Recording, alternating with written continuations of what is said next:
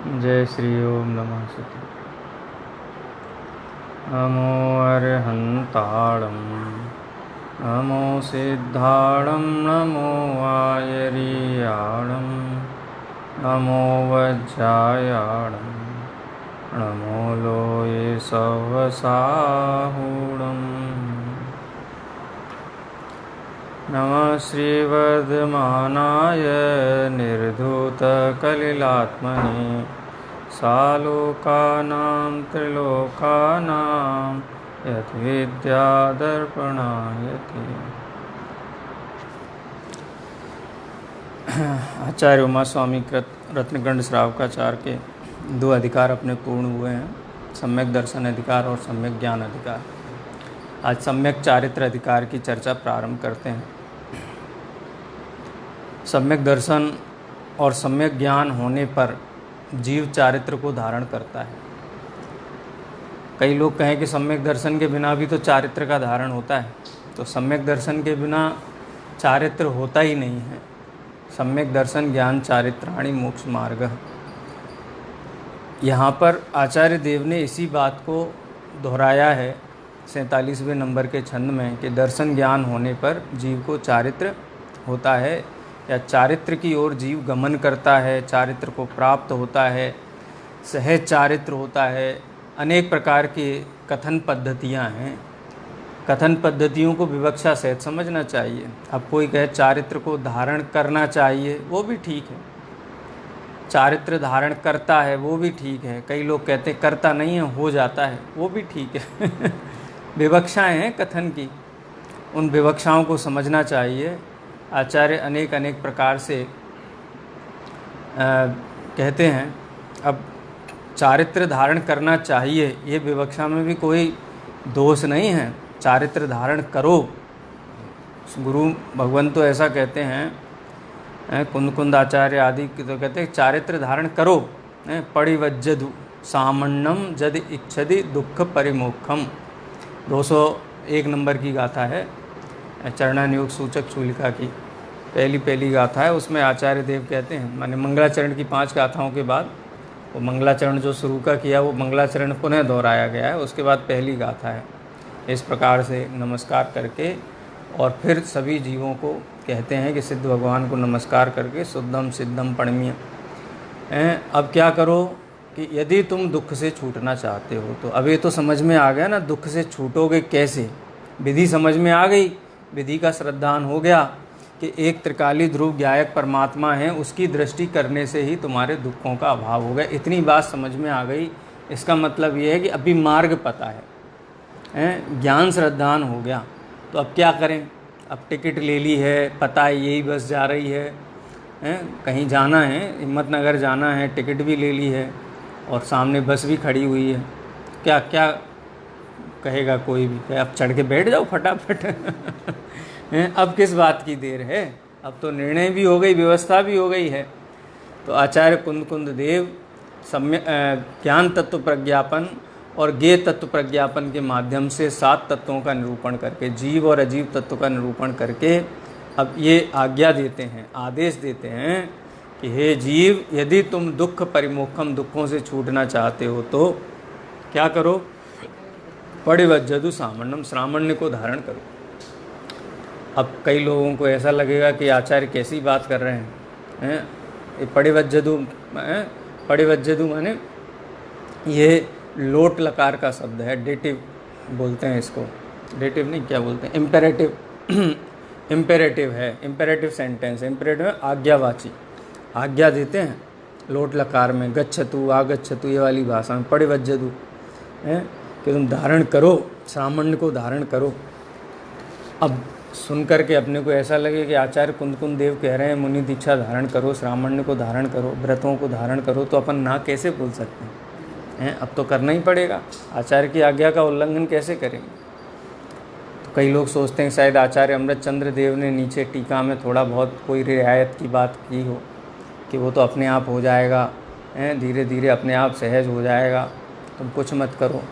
तो नीचे टीका में भी आचार्य अमृतचंद्र देव क्या कहते हैं, तत्प्रतिपत्ति वर्तमनः प्रणेतारौ वयम इमे तिष्ठामः।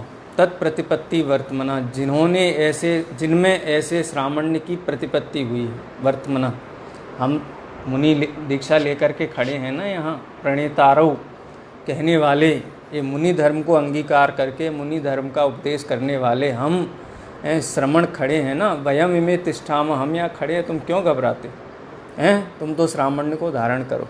लो अब तो संकट और बड़ा हो गया है। आचार्य कुंदकुंद देव ने भी आज्ञा दी कि श्रामण्य को धारण करो, और आचार्य अमृतचंद्र देव भी ये कहते हैं कि तुम घबराओ मत, आचार्य देव की आज्ञा है और हम यहाँ खड़े हैं ना, घबराहट किस बात की है? तत्प्रतिपत्ति वर्तमना प्रणेतारौ वयम इमे तिष्ठाम, हम यहाँ पर खड़े हुए हैं, तुम निसंक होकर के यदि दुखों से छूटना चाहते हो, भवों का अभाव करना चाहते हो, तो दूसरा कोई मार्ग इसका नहीं है, यही मार्ग है। क्योंकि प्रवचनसार ग्रंथ की शुरुआत में ही आचार्य ने ये कहा ना कि दुख मोह खो विहीणो, मोह क्षोभ से रहित क्या है? चारित्र है।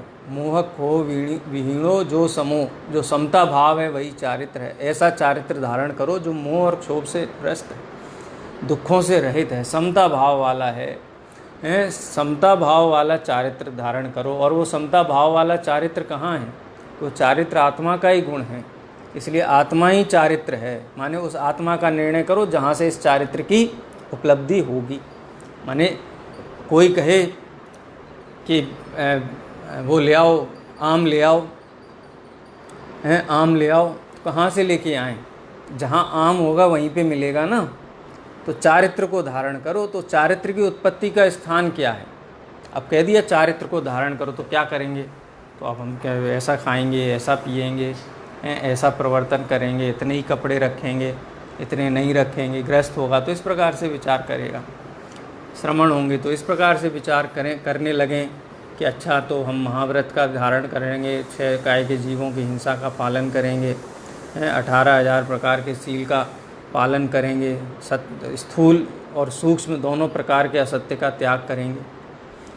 आचार्य कहते हैं मोह और क्षोभ से रहित जो जीव का परिणाम है वो चारित्र है। तुमको क्षोभ है कि क्षोभ तो है, किस बात का क्षोभ है कि अरे नियम टूट गया, ऐसा हो गया, ऐसा हो गया, ऐसा हो गया, तो बोले वो चारित्र थोड़ी ना है। हाँ, मोह खोह विहीणो जो समो, जो समता भाव, कैसा? मोह और क्षोभ से रहित। मोह क्षोभ माने दुख है ना, दुख से रहित। यदि देखो तुम्हें सुखी होना है, तुम्हें दुख से मुक्ति चाहिए, तो कहते हैं हाँ चाहिए, तो क्या करो? सुखी हो जाओ। दुख छोड़ना है तो क्या करें? सुखी हो जाओ। मिथ्या दर्शन छोड़ना है ना, तो क्या करो? सम्यक दृष्टि हो जाओ। अब वो सुखी कहाँ होना है, सम्यक दर्शन कहाँ होना है, वो आचार्य बताते ना आगे की गाथा में, वहीं शुरू की गाथा है, 6, 7, 8 नंबर की गाथा है। तो कहते हैं कि जो चारित्र है वो कौन है? वो आत्मा ही है। फिर उस आत्मा का परिचय कराते, कैसा आत्मा का सामर्थ्य है, सर्वज्ञ स्वभाव वाला, ज्ञायक, स्वपर प्रकाशक आत्मा। उस आत्मा के 3 प्रकार के परिणाम होते हैं। एक शुद्ध, पहले तो 2 ही बताए, शुद्ध और अशुद्ध परिणाम होते हैं। शुद्ध परिणाम है वो जीव को निर्वाण के कारण है, और अशुद्ध परिणाम 2 प्रकार के होते हैं, शुभ और अशुभ। जो शुभ हैं वो देव, मनुष्य आदि गतियों के कारण हैं, और जो पाप हैं, अशुभ परिणाम हैं, वो त्रियंच, नरक और कुनर माने कुमनुष्य होने के कारण है। ऐसे गिनाए। अब तुमको क्या चाहिए? सुखी होना है, क्षोभ सहित जीना है कि क्षोभ के बिना जीना है? कि हमको तो देवगति जाना है। देवगति जाओगे तो क्षोभ रहित तो नहीं, सुखी तो नहीं होगे। सुखी होने के लिए तो मोह क्षोभ से रहित समता भाव रूप ही प्रवर्तन करना पड़ेगा। और ये समता भाव चारित्र का नाम है, और ये चारित्र आत्मा है। एड्रेस बता दिया पूरा, कहाँ मिलेगा? सम्यक दर्शन ज्ञान चारित्र कहाँ मिलेगा? कि अब तो हमको धर्म करना है साहब, अब और कुछ नहीं करेंगे, बस धर्म करेंगे। क्या किया धर्म करने के लिए? हमने एक बुक करा लिया वहाँ पे फ्लैट सोनागिर में, देवलाली में एक फ्लैट बुक करा लिया है। तो देवलाली में फ्लैट बुक कराने से धर्म हो जाएगा? अरे सिद्धालय वो है ना 45 लाख योजन की जो सिद्ध शिला है ना, वहाँ भी चला जाए ना। हैं हैं, वहाँ सूक्ष्म निबोधिया लभ्य पर्याप्त तक होके चला जाए, थोड़ा बहुत तो सिद्धों जैसा सुख होगा। अरे भाई ये आत्मा है ना, इसी के आधार से धर्म होता है। धर्म का कोई अन्य आधार नहीं है। जिनागम ने पूरे जिनागम का सार ये है, पूरा जिनागम पढ़ कर के आओ तो सार ये है कि सम्यक दर्शन क्या है, आत्मरूपम तत्। सम्यक ज्ञान क्या है, आत्मरूपम तत्। और चारित्र क्या है, आत्मरूपम तत्। तीनों आत्मा हैं, तो तीनों की आराधना करनी है। तो सुबह तो सम्यक दर्शन की आराधना करें, दोपहर में सम्यक ज्ञान की आराधना करें और शाम को सम्यक चारित्र की आराधना करें। तो भाई ये भेदरूप आराधना होती नहीं है। एक आत्मा की आराधना में सर्व आराधनाएं गर्वित हैं। एक आत्मा की आराधना का नाम ही रत्नत्रय की आराधना है। ये कोई छद्मस्त की बात नहीं है, कोई पंडित के मुंह से कही गई बात नहीं है। द्वितीय श्रुत स्कंद में आचार्य देव, आचार्य कुंद देव जो गाथा सूत्र हैं, जिनको हम कितना प्रामाणिक मानते हैं कि भगवान के मुख से जो दिव्य ध्वनि निकली, जो अर्थकर्ता सर्वज्ञ भगवान हैं, उनके मुख से जो बात निकली है वो सुन करके बिल्कुल ताज़ी ताज़ी एकदम फ्रेश फर्स्ट हैंड माल पूरा गौतम गणधर ने जो सूत्र रूप से लिखा था वो परंपरा से आचार्य कुंद देव को प्राप्त हुआ। वहाँ पे आचार्य कुंद देव कहते हैं, एक आत्मा को छोड़ करके कहीं दर्शन ज्ञान चारित्र की उपलब्धि नहीं हो सकती। तो किसकी सेवा करें? हमको रत्न चाहिए, तो रत्न किसके पास हैं? राजा के पास हैं। तो रत्नों की सेवा करें कि राजा की सेवा करें? सीधा रत्नों की सेवा करने के लिए खजाने में पहुंच जाएगा।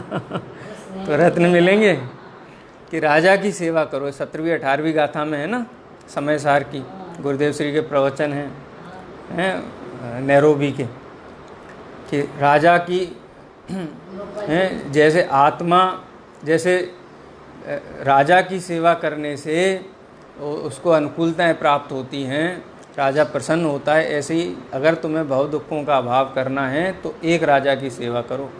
हैं जीव नृप को जानिए, एक आत्मा रूपी राजा की सेवा करने से ही रत्नत्रय प्रकट होते हैं। रत्नों की सेवा करने से रत्न प्रकट नहीं होते। कि रत्न की दृष्टि करना तो भेद दृष्टि है ना। राजा के सामने खड़े होकर के रत्नों की तरफ निगाह करे घुमा घुमा करके, तो राजा प्रसन्न होगा कि रुष्ट होगा?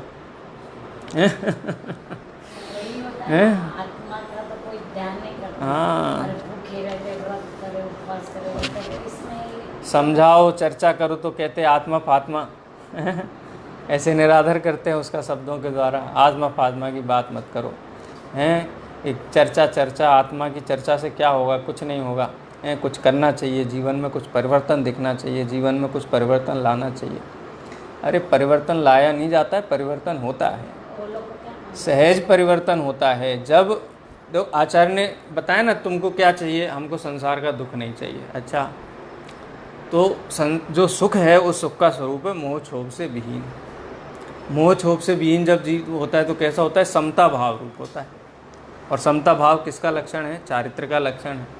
और ऐसा चारित्र कहाँ पाया जाता है? आत्मा में पाया। आत्मा ही चारित्र है। वो ऐसा भी नहीं कहा कि आत्मा में जाकर के चारित्र ढूंढना। आत्मा ही चारित्र है, आत्मा ही दर्शन है, आत्मा ही ज्ञान है।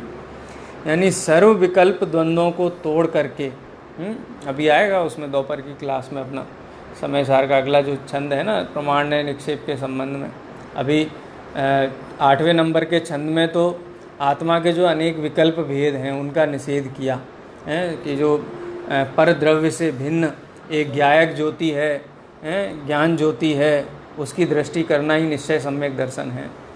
और आचार्य देव ये प्रेरणा भी करते हैं कि हे जीव, तुम 9 तत्वों में उस एक ज्ञायक ज्योति को देखो और उसको जानने के जो नए प्रमाण निक्षेप आदि साधन है उन पे भी दृष्टि मत करो, आत्मा पे दृष्टि करो, वही तुम्हारा प्रयोजन है। अब देखो यहाँ पर 47वें नंबर के छंद में वही बात कहते थे। वो कितने आचार्य हुए आज से 2000 साल पहले, कोई कहीं थे कोई कहीं थे। काल भेद है, क्षेत्र भेद है, कोई उत्तर में थे, कोई यहाँ गिरनार के पास रहते थे, कोई वहाँ आंध्र प्रदेश में रहते थे, वहाँ जन्म लिया, कोई कुन्नूर मलई रहते थे, कोई मान्य खेट रहते। आचार्य कलंक देव मान्य खेट के थे, हैं मलखेड़ बोलते हैं जिसको, गया ये गुलबर्गा डिस्ट्रिक्ट में, मेरा छोटा भाई था ना, उसकी पोस्टिंग थी मलखेड़ में, जब गया था वहाँ मंदिर वगैरह हैं, किले वगैरह हैं वहाँ पे अभी भी हैं। तो इतने दूर दूर आचार्य रहते थे, लेकिन उनके सूत्रों में अर्थों में कहीं भेद नहीं आता है। अर्थ में भेद नहीं आएगा, शब्द में भेद आ जाएगा, व्याकरण संबंधी भेद आ जाएगा, भाषा का भेद आ जाएगा, छंद का भेद आ जाएगा, लेकिन अर्थ भेद नहीं आता। उसका कारण क्या है? क्योंकि अर्थकर्ता तो सर्वज्ञ है ना अर्थकर्ता सर्वज्ञ हैं और गणधर देवों ने उसको लिखा है, उसी की परछाई सब जगह दिखाई देती है। उदाहरण दृष्टांत बदल जाते हैं, भाषा बदल जाती है, लेकिन प्रयोजन आचार्य का नहीं बदलता है। आचार्य जिस अर्थ का हमें ज्ञान कराना चाहते हैं वो अर्थ नहीं बदलता है, क्योंकि अर्थकर्ता तो सर्वज्ञ देव हैं जिनके ज्ञान में सब कुछ झलका है। देखो वही बात है यहाँ पे भी। छंद पढ़ते हैं। मोहतिमिरापहरणे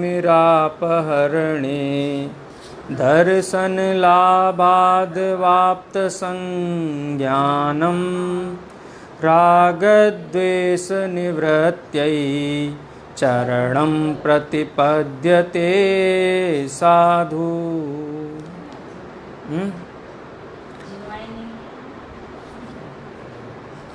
क्या कहते हैं? मोह तिमिर अपहरणे, मोह नामक तिमिर का अपहरण हो जाने पर, अपहरण हो गया माने हरण, अपहरण, आहरण, बहुत सारे शब्द हैं संस्कृत के। अपहरण, अपहरण कैसे होता है? जीव ने बुद्धिपूर्वक, पुरुषार्थपूर्वक, प्रयत्नपूर्वक वस्तु के सच्चे स्वरूप को जान लिया। जहाँ ज्ञान का उजाला हुआ वहाँ पर मोह के अंधकार का क्या हुआ? अपहरण हो गया, नाश हो गया। मोह का, मोह तिमिरा अपहरणे, मोह नामक तिमिर का या मोह रूपी अंधकार का अपहरण हो जाने पर, माने दूर हो जाने पर, सम्यक्त्व के द्वारा, वस्तु के यथार्थ स्वरूप के निर्णय के द्वारा या ज्ञायक प्रभु की दृष्टि होने से मोह तिमिर का अपहरण हो गया, मोह रूपी तिमिर नष्ट हो गया। और मोह गया तो क्या आया? दर्शन लाभात, दर्शन लाभात क्या हो गया? दर्शन का लाभ होने से, दर्शन का लाभ हो गया, दर्शन की प्राप्ति हो जाने से मोह रूपी अंधकार गया तो सम्यक दर्शन उत्पन्न हुआ, सम्यक दर्शन का लाभ हो गया। और अवाप्त, अवाप्त माने प्राप्त हो गया, साथ में एक चीज़ और प्राप्त हो गई, क्या? संज्ञानम, संज्ञानम माने ज्ञान, सम्यक ज्ञानम। सम्यक ज्ञान को संक्षेप में यहाँ संज्ञानम कहा है। सम ज्ञानम, सम्यक ज्ञानम के मोह का अभाव होने से सम्यक दर्शन हुआ और सम्यक दर्शन की प्राप्ति होने से सम्यक ज्ञान हो गया। इतना कार्य तो जीव का संपन्न हो गया, माने ये पता चल गया। सम्यक दर्शन, सम्यक ज्ञान कोई डिग्री नहीं है कि वो परीक्षा पूरी होगी और परीक्षा पूरी होने के बाद 1.5 महीना वेट करेंगे फिर रिजल्ट आएगा तो डिग्री मिलेगी हाथ में सम्यक दर्शन, सम्यक ज्ञान की। जिस समय जीव अपने ज्ञान श्रद्धान में वस्तु का यथार्थ निर्णय कर लेता है उसी क्षण सम्यक दर्शन प्रकट होता है। यथार्थ निर्णय, स्वसंवेदन, अनुभूति से उसको प्रमाणित कर लेता है, उसी समय उसको सम्यक दर्शन की उपलब्धि होती है। और सम्यक दर्शन की उपलब्धि हो जाने पर जो पदार्थ का ज्ञान किया था वो ज्ञान क्या नाम पाता है? सम्यक ज्ञान नाम पाता है। ठीक है, तो मोह दूर हो जाने पर सम्यक दर्शन उत्पन्न होता है। मोह तिमिर अपहरणे दर्शन लाभात अवाप्त संज्ञानम, सम्यक दर्शन हो जाने से सम्यक ज्ञान भी प्रकट हो जाता है। सम्यक ज्ञान की भी चर्चा हमने की है। उसके बाद राग द्वेष निवृत्तये, मोह तो चला गया है, अब क्या बचा है? राग और द्वेष बचे हैं। दर्शन मिथ्यात्व गया, मिथ्यात्व नाम का दर्शन मोहनी गया, अथवा सम्यक मिथ्यात्व नाम का दर्शन मोहनी गया। ये दोनों जो जीव के श्रद्धा गुण का घात करते थे, सर्वघाती प्रकृतियाँ थीं, ये दोनों गए, माने अब इनका उदय जीव को नहीं है। यथार्थ श्रद्धान वस्तु का हुआ है, यथार्थ ज्ञान वस्तु का हुआ है। अब राग द्वेष से निवृत्ति का काम बचा है। टिकट हाथ में है और ये पता ये बस जाने वाली है, अब तो तुम तत्काल जाकर के सवार हो जाओ। माने अब तुम तत्काल राग द्वेष से भी निवृत्ति धारण करो। मोह से निवृत्ति हो गई लेकिन राग द्वेष तो है ना, और राग द्वेष से जीव दुखी है, ऐसा नहीं सुखी है। ज्ञानी को सुखी कहा है, किस अपेक्षा से कहा है कि उसकी श्रद्धान में सुख का मार्ग स्पष्ट नज़र आ गया है। बोलो, अपन बस स्टैंड पे जाते हैं, अपने को पता ही नहीं कौन सी बस जाने वाली हो, घड़ी में टाइम नहीं बिल्कुल बचा है, 5 मिनट बचे, तो कैसा हो जाता है, कौन सी जाएगी कौन सी जाएगी कौन सी जाएगी, हैं एकदम से हाथ पैर हो जाते हैं, अभी बस निकल जाएगी और दूसरी मिलेगी नहीं, अगले दिन मिलेगी, पैसा बेकार हो जाएगा। लेकिन पता है ना समय पे बिल्कुल ये बस जाएगी, हैं तो बस के निर्णय संबंधी निश्चिंतता तो है। अब जाएगी ये निश्चिंतता होने से एकदम निश्चिंत बना रहे, चढ़ने का ही उद्यम नहीं करे तो वो भी योग्य नहीं है। तो यथा समय बस का आरोहण भी होना चाहिए, बस में चढ़ना भी चाहिए, बोर्डिंग भी ज़रूरी है ना। तो आचार्य यहाँ पर मोक्ष मार्ग की गाड़ी में बोर्डिंग करने का आदेश दे रहे हैं। बोले तुम्हें टिकट मिल गई अभी है, निश्चय हो गया ना, सम्यक दर्शन सम्यक ज्ञान हो गया है, तो अब क्या करो, अब राग द्वेष की निवृत्ति के लिए चरणम प्रतिपद्यते, अब चारित्र धारण करो। बोलो, बिल्कुल भी अंतर है आचार्य कुंद देव की 201 नंबर की गाथा में और ये आचार्य समंतभद्र देव की 47 नंबर की गाथा में कोई अंतर नहीं है। वहाँ कहा है पड़िवज्जदु सामण्यम और यहाँ कहा है राग द्वेष निवृत्ते चरणम प्रतिपद्यते। साधु, जो साधु हैं वो चरित्र धारण करते हैं, महाव्रत आदि धारण करते हैं। बहुत कहना चाहिए कि आचार्यों की शैली में रंच मात्र भी अंतर नहीं है, फिर भी कितने विवाद हो जाते हैं, पहले क्या करें पहले क्या करें पहले क्या करें। अरे आज्ञा दे दी ना आचार्य ने, और क्या आज्ञा चाहिए हैं। वो तो शास्त्र में तो कहा है चारित्रम खलु धम्मो, हैं चारित्र को धारण करो, सम्यक दर्शन। अरे सम्यक दर्शन के लिए भी कहा है दंसण मूलो धम्मो दंसण मूलो धम्मो और चारित्रम खलु धम्मो। चारित्र निश्चय से धर्म है, माने आत्म स्थिरता ही निश्चय से धर्म है। लेकिन आत्म स्थिरता के लिए आत्मा का परिचय भी होना चाहिए कि नहीं होना चाहिए। आत्मा के परिचय का नाम सम्यक दर्शन है और आत्मा में स्थिरता का नाम सम्यक चारित्र है। अब आत्मा में स्थिर होने के लिए सबसे पहली कंडीशन क्या हो गई, आत्मा का परिचय, माने सम्यक दर्शन। सम्यक दर्शन हुए बिना आत्म स्थिरता कैसे होगी, आत्मा का पता ही नहीं है तो आत्म स्थिरता कैसे होगी। और आत्मा का पता हो, उसका निर्णय हो, तो स्थिरता होने में कितना विलंब होगा, बहुत काल नहीं लगेगा जीव को, अल्प काल में ही आत्मा में स्थिर होगा। अरे टालना चाहे तो टलेगा नहीं। कहते हैं ना, एक बार सम्यक दर्शन की किसी जीव को उत्पत्ति हुई है तो ये अनादि निधन संसार में इतना सा काल ही जीव संसार में रहता है। इतना सा माने अर्धपुद्गल परावर्तन भी इतना ही है अर्धपुद्गल परावर्तन काल है, भले ही उसमें असंख्या अनंत समय होते हैं, तो भी अर्धपुद्गल परावर्तन अनादि अनंत संसार की अपेक्षा से तो कुछ भी नहीं है। शास्त्रों में तो ऐसा आता है ना कि अनंत परावर्तन किए संसार में और अनंत आगे हैं, इतना काल और अभव्य जीवों का की अपेक्षा तो बाकी है ही। अब ये लिमिट हो गई कि बस अर्धपुद्गल परावर्तन काल ही जीव संसार में रहेगा। क्या करेगा फिर उस बीच में, क्या करेगा कि एक ही पुरुषार्थ उसको करना शेष रह जाता है, जिसका नाम है चारित्र को धारण करना। सम्यक दर्शन उपलब्ध हो, फिर सम्यक तो छूट भी जाता है जीवों का, हैं, और छूटने के बाद फिर से सम्यक तो होता है। वो तो एक प्रक्रिया की बात की है, लेकिन मूल बात तो यही है कि सम्यक दृष्टि जीव प्रति समय आत्म स्थिरता की ही भावना भाता है, दूसरी भावना नहीं भाता है। जैसे कोई व्यापारी है ना, उसको व्यापार में बहुत लाभ होता है, वो दुकान पे बैठता है ना, उसको बहुत लाभ है, व्यापार में बहुत लाभ है, बहुत लाभ है, तो सोचता है कि व्यापार छोड़ के दूसरा व्यापार करूँ मैं। वही करता है ना, वहीं दत्तचित्त होकर के करता है, और बढ़ाएगा तो उसी व्यापार को बढ़ाएगा। बोले मैं नहीं बदलूँगा, मेरा सबसे बढ़िया व्यापार है, बढ़ाना है तो यही बढ़ाऊँगा, दूसरी व्यापार पे मैं दृष्टि नहीं करूँगा, जिसकी मुझे समझ है, जिसमें मैं कुशल हूँ। ऐसे ही ज्ञानी जीव को ये पता है ना कि ये आत्मा ही सम्यक दर्शन ज्ञान चारित्र का अधिकरण है, यही आधार है। तो मुझे अगर कुछ काम करना है तो मैं यहीं पे अपना पुरुषार्थ बढ़ाऊंगा, और मुझे कोई काम करने की आवश्यकता नहीं। बाकी लौकिक धंधे भी छूट जाते हैं। पंडित सदाशिवदास जी ने रत्नकर्ण श्रावकाचार्य की टीका लिखी है ना, वो जयपुर के जो सवाई माधो सिंह नाम था, मान सिंह नाम था, उन राजा के यहाँ काम करते थे। तो राजा उनकी ईमानदारी, तत्परता, कुशलता और समयबद्धता माने अनुशासित जीव होते हैं ज्ञानी जीव, तो जो शास्त्र स्वाध्यायी हैं, तो उनको बोला कि हम तुम्हारा पदोन्नति करना चाहते हैं और तुम्हारी जो सैलरी है वो भी डबल कर देंगे, तो बहुत अच्छे से काम करते हैं। तो जब उनको ये खबर मिली तो उन्होंने कहा कि हमको पदोन्नति नहीं चाहिए, अगर यदि आप हमसे प्रसन्न ही हैं इतने तो एक काम करिए कि हमारे काम का समय आधा कर दीजिए और हमारी तनख्वाह भी आधा कर दीजिए, हमको चलेगा। हैं, हमारी जो वेतन है वेतन भी आधा कर दीजिए, और लेकिन हमारा काम का समय आधा कर दीजिए, लेकिन काम मैं पूरा ही करूँगा, पूरा का पूरा काम करूँगा।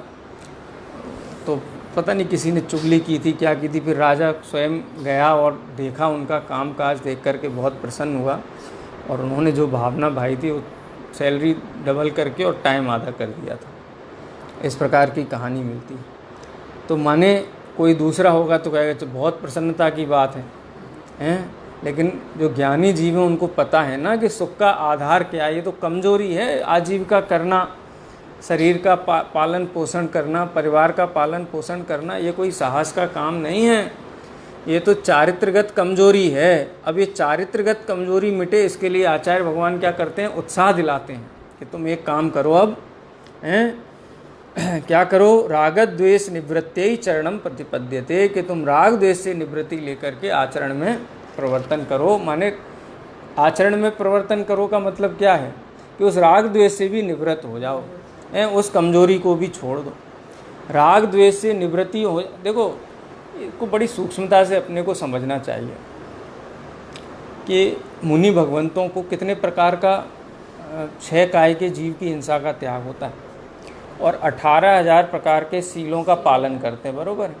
तो 18,000 के प्रकार के सील के नाम भी उनको मालूम होंगे ना।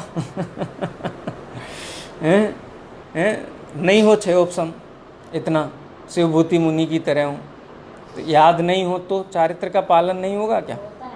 हैं? अरे नाम से नहीं होता है, ये तो आत्मसन्मुख दृष्टि हुई है ना। आत्मसन्मुखता के काल में जीव को अनेक गुण प्रकट होते हैं। अब वो अकाउंटिंग करने वाला अकाउंटिंग करता रहे कि ऐसे उठते हैं, ऐसे बैठते हैं, ऐसे बातें करते हैं, ऐसे चलते हैं। आप करते रहो अकाउंटिंग, कितनी करना। सुबह से शाम तक ज्ञानी जीव के साथ में रह कर के अगर एक लिस्ट बनाओ कि इसमें कितने गुण हैं, तो वो 8 गुण जो कहे हैं ना, वो 8 की जगह अपने को 800 गुण याद करने पड़ेंगे फिर, है ना? क्या है?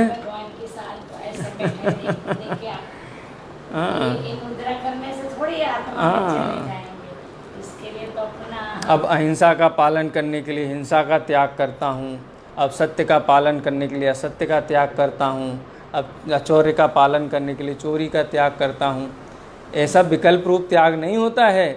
एक आत्मा की दृष्टि होने से और सर्व पापों से हे बुद्धि होने से, उनके प्रति छोड़ने का भाव होने से छूट जाते हैं। अब अहिंसा के लिए अहिंसा का पालन कर, देखो निवृत्ति होती, जैसे हम लोग पानी छान के पीते हैं, जमी कंद आदि नहीं लेते हैं, रात्रि भोजन नहीं करते। क्यों नहीं करते हो साहब? हम जैन हैं ना, जैन लोग ऐसा नहीं करते हैं, जैन ऐसा नहीं करते हैं। हम जैन हैं ना, इसलिए नहीं करते हैं। अरे भाई जैन हो इसलिए नहीं करते हो, इसका मतलब मुसलमान होते तो करते हैं। मुसलमानों को करना चाहिए, क्यों? क्योंकि वो मुसलमान है ना। हम जैन हैं इसलिए करते हैं, ये कह करके हम दुनिया भर की हिंसा को जस्टिफाई कर देते, औचित्यपूर्ण ठहरा देते हैं। फिर तो मुस्लिम ये कहे कि मैं तो वध करूँगा पशु का, क्यों? क्योंकि हम मुस्लिम हैं ना। बोलते आप भी तो छान के पानी पीते हो कि नहीं पीते हो? आप भी तो रात्रि को, क्योंकि आप जैन हो तो आप करते हो, हम मुसलमान तो हम ये करते हैं। अरे भाई जैन होने से नहीं करना है, ये जीवों के प्रति करुणा भाव होने से, एक इंद्रिय आदि जीवों के प्रति उनकी विराधना ना हो, उनकी हिंसा ना हो, उनका घात ना हो, इस परिणाम से हमारा जो जीवन है वो यत्नाचार प्रवृत्ति वाला जीवन है। नहीं तो कई लोग नियम लेते हैं कि अच्छा 1 महीने के लिए हम नहीं करेंगे, 1 साल के लिए नहीं करेंगे। 1 महीने और 1 साल का हमको सिस्टम ही समझ में नहीं आता है। 1 साल तक हम जीवों को नहीं मारेंगे, उसके बाद हम मारेंगे। एक ऐसा नियम हुआ है, आज हम ये नहीं खाएंगे, कल हम वो नहीं खाएंगे। अरे जो बुरी चीज़ है उसको परमानेंट त्याग दो ना, अगर ताकत है त्यागने की तो। हैं बुरी चीज़ है तो उसको स्थायी रूप से उसका मन में इस प्रकार का उससे विरक्ति लेनी चाहिए। लेकिन वास्तव में ऐसी निवृत्ति से निवृत्ति नहीं होती। आचार्य देव तो ये कहते हैं कि जिनको सम्यक दर्शन हुआ है, सम्यक ज्ञान हुआ है, उनको निवृत्ति सहज होती है। ये चर्चा तो अपन ने पहले की थी ना, ज्ञान और तप की, ज्ञान और वृत्ति की, विद्यावृत्तस्य संभूति, विद्यावृत्तस्य संभूति स्थिति वृद्धि फलागमे, 4 चीज़ें कही थी ना। ज्ञान और चारित्र की संभूति माने उत्पत्ति, कल भी अपन ने चर्चा की थी। स्थिति माने उनका टिके रहना और उनमें वृद्धि होना, और उसका फल जो सुख रूप फल है उसकी प्राप्ति होना। इसका मूल कौन है? इसका मूल सम्यक दर्शन। सम्यक दर्शन माने मैं आत्मा हूँ, त्रिकाली ध्रुव आत्मा हूँ, पर द्रव्य से मुझे कुछ भी नहीं चाहिए, रंच मात्र भी पर द्रव्य के प्रति रुचि नहीं जिसकी है, वो ज्ञेय मात्र ही जानता है, और जितना भी उसका रुचि है, अपनापन है, वो एकमात्र आत्मा में ही है। वो आत्मा के ज्ञान का नाम सम्यक ज्ञान है। उस आत्मा में स्थिरता का नाम राग द्वेष की निवृत्ति है। आत्मा में स्थिरता होने से राग द्वेष जाते हैं, और आत्मा में स्थिरता नहीं होगी तो राग द्वेष नहीं जाएंगे, राग द्वेष बने रहेंगे। लेकिन उसकी उत्पत्ति, स्थिति, वृद्धि और फलागम सब सम्यक दर्शन रूप बीज से ही होता है। ये सम्यक दर्शन ज्ञान चारित्र 3 है ही नहीं, ये एक ही है। भेद नहीं, एक आत्मा ही है ना। पहली बात तो एक आत्मा है। मैं क्या हूँ इसका परिचय होना, इसका भान होना, इसका श्रद्धान होना, इसका नाम सम्यक दर्शन है। उसका ज्ञान ही सम्यक ज्ञान है, और उसी में स्थिरता का नाम चारित्र है। कोई 3 नहीं है। इनके प्रकट होने का क्रम भी देखा जाए तो चारित्र का अंश तो सम्यक दर्शन के साथ ही प्रकट हो जाता है। आप कुछ भी कहते रहो, तर्क कुतर्क कितने भी लगाते रहो, आचार्य भगवान तो यही कहते हैं कि इनकी उत्पत्ति, स्थिति, वृद्धि और फलागम का बीज है वो सम्यक दर्शन है। बाकी क्या है? बाकी तो उसके फल हैं, पत्ते हैं, पौधे हैं, ये सब हैं। और फिर ये क्या है? अहिंसा, ये सब क्या है? ये घास फूस के समान है। शुभ भाव, शुभ भाव जो होता है ना, 28 मूल गुण के पालन रूप जो शुभ भाव है ना, वो शुभ भाव घास फूस के समान है। और आत्म स्थिरता से होने वाला सुख है वो उसका फल है। किसका? सम्यक दर्शन का है, वो फल है उसका। और कैसे होता है? सहज होता है। अब बुद्धिपूर्वक निवृत्ति, मैं ये नहीं करूँगा, ये नहीं करूँगा, ये तो वैसा होगा कि कोई किसान है भूसा उगाने के लिए भूसा बोएगा, तो क्या होगा? निवृत्ति किसके लिए ली? निवृत्ति के लिए ली। ये नहीं करूँगा, ये नहीं करूँगा, ये नहीं करूँगा, ये नहीं करूँगा। अरे भाई, जिसको आत्मा की दृष्टि होती है उसको चौथे, पाँचवें, छठे गुण स्थान में इस जाति के शुभ भाव आते हैं, आते हैं, आते हैं। उनको कोई रोक नहीं सकता।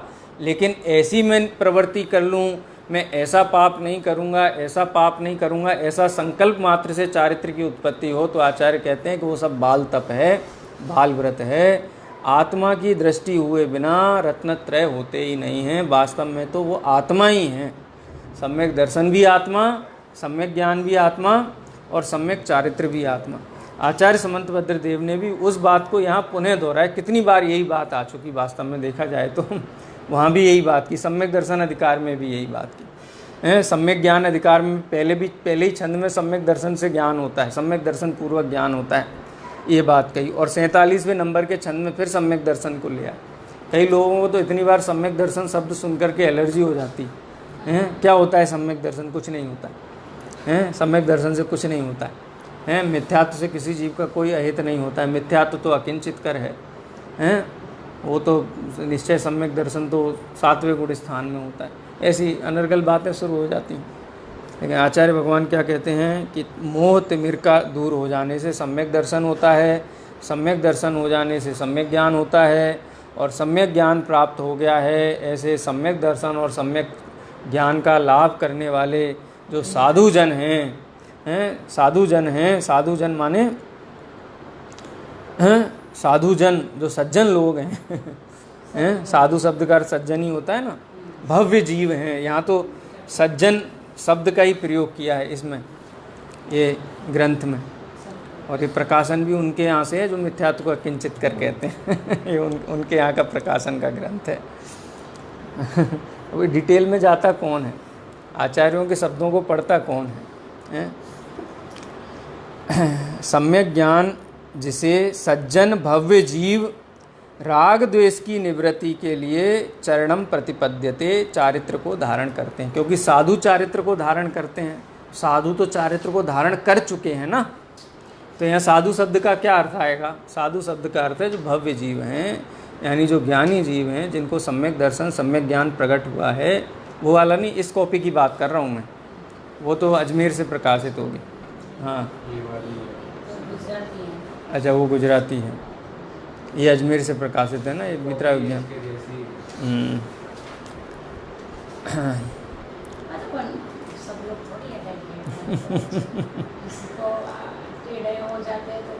साधु शब्द का अर्थ यहाँ पे क्या है? सज्जन भव्य जीव। साधु का मतलब मुनि नहीं, मुनि तो चारित्र के धारी हैं ही। जो मुनि भगवंत हैं, भावलिंगी संत हैं, छठे सातवें गुणस्थानवर्ती मुनि भगवंत हैं, वो तो चारित्र में स्थित हैं ही। लेकिन जिन भव्य जीवों को सम्यक दर्शन सम्यक ज्ञान प्रकट हुआ है, उनको चारित्र धारण करना चाहिए यदि राग द्वेष से निवृत्ति चाहिए तो, यदि दुख से निवृत्ति चाहिए तो। बहुत सुंदर चर्चा 47वें नंबर के छंद में आई है। देखो, निश्चय से कथन पहले करते हैं और फिर उसका व्यवहार स्वरूप भी बतलाते हैं।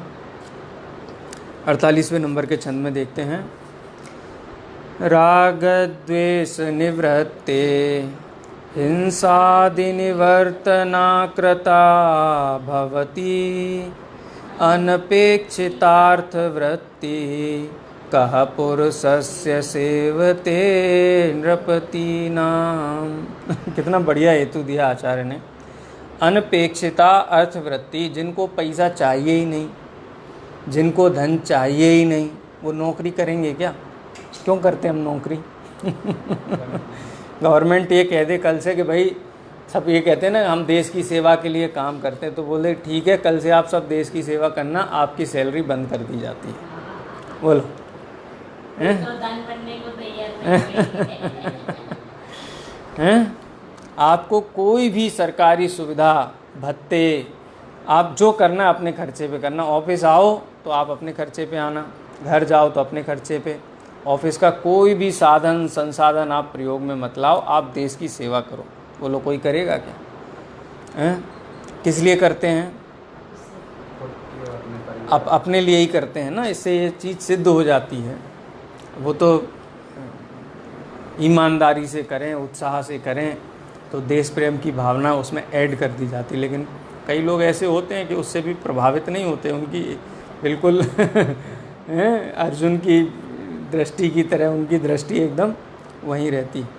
यहाँ उदाहरण दिया आचार्य ने, अनपेक्षितार्थ वृत्ति, जिनको धन के कारण, अर्थवृत्ति माने आजीविका, जिनको आजीविका की इच्छा नहीं है, कह पुरुषः सेवते नृपति नाम। नृपतीन द्वितीया का बहुवचन है। क्या आजीविका की वांछा न रखने वाले राज सेवा करते हैं क्या? राज सेवा कहो, नौकरी कहो, राजा की सेवा कहो, उसका मतलब यही है कि आजीविका के लिए ही करते हैं ना। तो जीव 5 पापों में प्रवृत्ति क्यों करता है? क्योंकि राग द्वेष हैं। ये अच्छा है, ये मिल जाए, नहीं मिलता है, कोई उसमें बाधा उत्पन्न करता है तो उसके प्रति क्रोध करता है। वो चीज़ मिल जाती है, 4 लोगों को नहीं मिलती है तो कहता है मुझे देखो, मेरे पास है, मेरे पास है। अपनी मेहनतता का भाव करता है। नहीं मिलती है, बल नहीं है लेने का, बुद्धि नहीं है, तो वहाँ पे मायाचारी करके लेता है, झूठ बोल के लेता है, स्वांग करके लेता है, तो माया कसाय उत्पन्न हो जाती है। माया और लोभ तो साक्षात है ही पर वस्तु की इच्छा। तो जिसको पर वस्तु के प्रति इष्ट अनिष्ट बुद्धि नहीं है, वो पर वस्तु को प्राप्त करने का उद्यम क्यों करेगा? और जितनी हिंसा होती है किस में होती है बताओ? हिंसा क्यों होती है जीव को? व्यापार करेगा तो हिंसा होगी, घर में गृहस्थी रहेगा तो हिंसा होगी, देह के प्रति प्रीति होगी तो हिंसा होगी, हैं? संसार, माता पिता, पुत्र, स्त्री, कुटुंबीजन, मित्र, इनसे प्रेम होगा तो हिंसा होगी, हिंसा होगी। पर वस्तुओं से प्रीति होने पर हिंसा होगी होगी और होगी। इसीलिए तो पंडित टोडरमल जी ने कहा कि हिंसा में प्रमाद परिणति मूल है। प्रमाद माने क्या? 5 इंद्रिय के विषयों की इच्छा, इसका नाम प्रमाद है। और 5 इंद्रिय के विषयों की इच्छा होगी तो हिंसा होगी कि नहीं होगी? 800% हिंसा होगी। हिंसा अकेली क्यों? हिंसा, झूठ, चोरी, कुशील, परिग्रह, 5 पाप होंगे। प्रमाद परिणति से ही पाप होते हैं। 5 इंद्रियों के विषयों की इच्छा, क्रोध, मान, माया, लोभ, रूप, भाव, निद्रा, स्नेह और विकथाएं, राजकथा, स्त्री कथा, भोजन कथा और चोर कथा, ऐसे जो 4 कथाएं हैं, 4 विकथाएं और निद्रा और स्नेह, तो ये 15 प्रकार के प्रमाद होने पर ही जीव को हिंसा होती है। अथवा आचार्य देव यहाँ ये कहते हैं कि जिनको राग द्वेष ही नहीं है, राग द्वेष निवृत्ते, चारित्र किसका नाम है? राग द्वेष से निवृत्ति का नाम चारित्र है। माने वीतराग भाव का नाम चारित्र है। माने मोह क्षोभ से रहित परिणाम का नाम चारित्र है। समता भाव का नाम चारित्र है। जिस चारित्र में राग द्वेष ही नहीं है वहाँ पे हिंसा, झूठ, चोरी, कुशील, परिग्रह कैसे होंगे? तो राग द्वेष निवृत्ते, राग द्वेष से निवृत्ति हो जाने के कारण हिंसादि निवर्तना कृता भवती, हिंसादि से भी निवृत्ति अपने आप ही हो जाती है। वो पुरुषा सिद्धि उपाय में हिंसा और अहिंसा का लक्षण बताया ना, आप्रादुर्भाव खलु रागादीनाम भवत्य हिंसेति।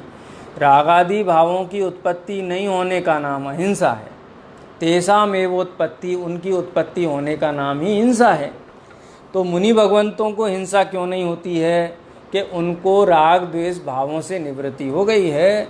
राग द्वेष भावों से निवृत्ति हो जाने के कारण 5 पाप करने की जरूरत ही क्या है? क्या प्रेरणा करने की ज़रूरत है कि भाई तुम ऐसा व्यापार करो, हमसे तंत्र मंत्र लेकर के जाओ, ऐसा करने से तुम्हारा व्यापार अच्छा चलेगा, तुम्हारे घर में संतान नहीं है तो हम तुमको मंत्र देते हैं, तुम्हारा घर अच्छा नहीं है तो हम बताते हैं ये तोड़ दो, इधर दरवाज़ा कर लो। ये सब क्या है? ये 5 पाप ही हैं। 5 पाप से भिन्न क्या है? और 5 पाप, ये जीव तो परिणाम ही करता है ना पाप का। सूक्ष्मापि न खलु हिंसा परद्रव्य निबंधनात् भवति पुंसा। परद्रव्य के को अड़ने से कोई हिंसा होती है? तो हिंसा है ही नहीं। हिंसा तो रागादि भावों की उत्पत्ति का ही नाम है ना। तो रागादि का अनुमोदना भी हिंसा ही है। कृत कारित अनुमोदना तीनों एक जैसे ही हैं, क्योंकि तीनों ही परिणाम है ना जीव के।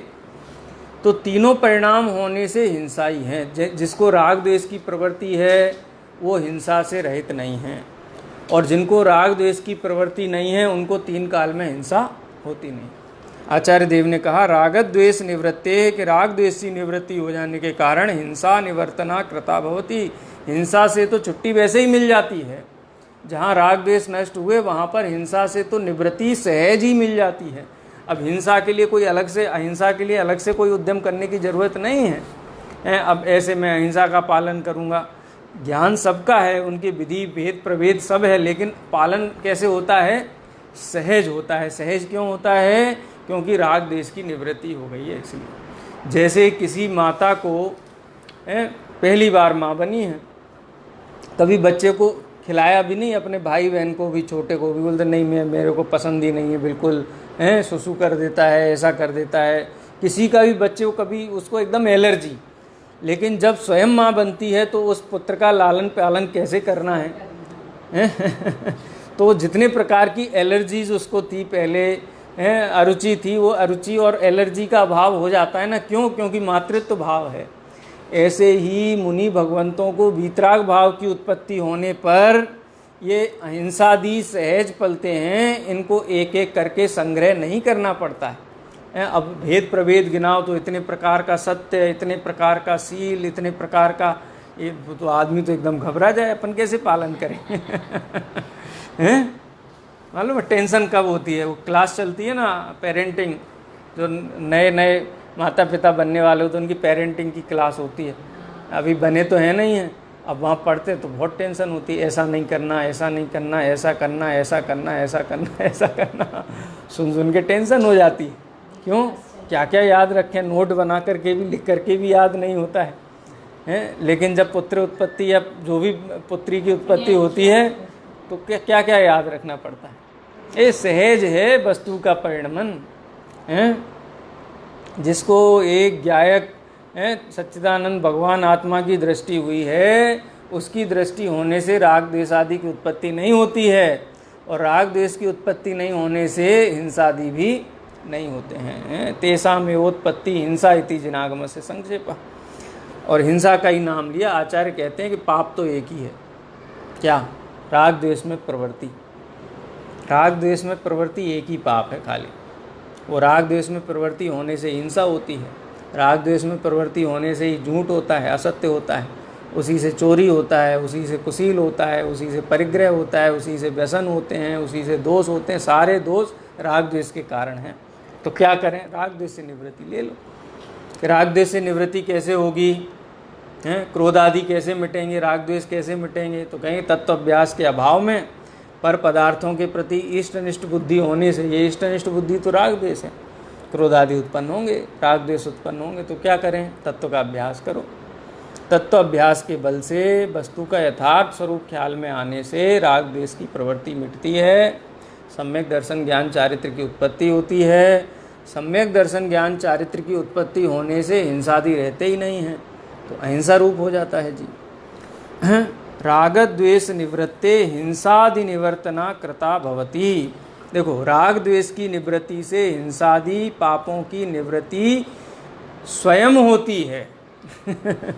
यहाँ पे लिखा है स्वयं होती है, कृता भवती, करोती नहीं, कृता भवती, हो ही जाती है, हो ही जाती है। बोले बहुत अंधेरा है कमरे में, क्या करें?